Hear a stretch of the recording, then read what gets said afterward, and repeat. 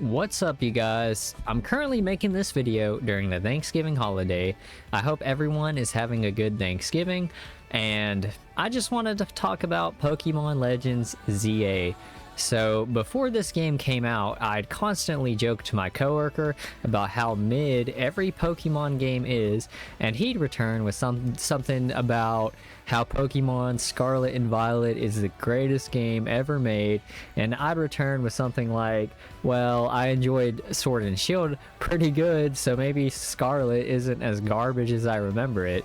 Well, I have completed ZA, and I actually thoroughly enjoyed it. I mainly played it as a fun break away from Guild Wars 2, and in this video, I'm gonna talk about why I think it's a pretty good Pokemon game.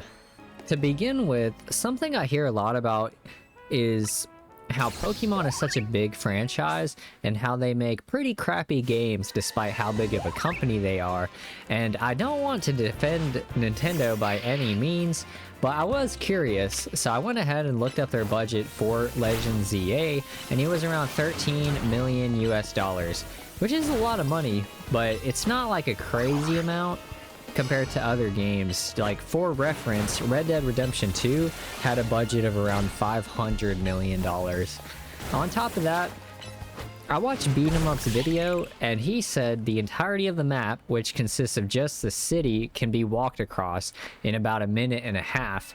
This big-ish, it's not that big. I actually timed running from one end of the city to the other tonight on stream, and it only took a minute and a half. There isn't a ton of details in the world, you can't go into any of the buildings, but there are a lot of good aspects. Pokemon always has really fun characters and character designs, and they definitely didn't slack with this game either. You got the Short King Mafia boss, the Rager Gamer Girl, you got the Detective Emma, and the rival that you have is pretty good in this game as well. I don't have that much opinion on the Pokemon designs, but I'd say they're pretty good as well. On top of that, one feeling I got frequently when playing this game is that it's the closest thing to the actual Pokemon anime. The first Poke Center definitely has a nurse I've seen in the anime. I know, this is her. The plot of the game is especially whimsical too.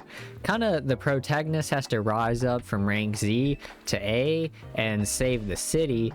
Overall, there's a decent amount of cutscenes and art to the story, and I feel that a genuinely decent attempt was made to deliver. One part that I liked quite a bit is the spooky underground sewer part, which is full of ghosts, and it's like the creepy ghost level. Then, the combat in this game is, in my opinion, Game Freak's modernized take on a turn-based RPG. It's still got the 4 abilities like usual, but the combat has movement and is dynamic, with everything actually having a proper animation and stuff. Overall, I think the combat is genuinely good. I know personally one big problem I had with Pokemon is the lack of animations, and that has definitely been resolved with this game. You'll get to see your Pokemon actually casting lightning and sending out water waves and stuff. It's really sick.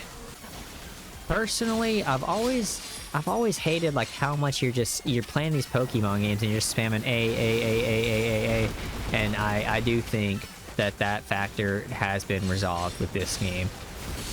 Something that I always pay attention to in a game is their soundtrack.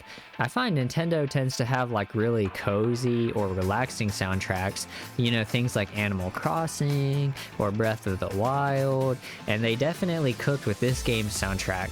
It's phenomenal. I found myself listening to 1-hour relaxing mixes of this game. On top of that, there's some really standout tracks like Jacintha's theme, which is currently playing in the background, which I believe the genre is called Electro Swing. And I can also link, I think I'll link a relaxing 1-hour Pokemon mix that I frequently listen to in the description.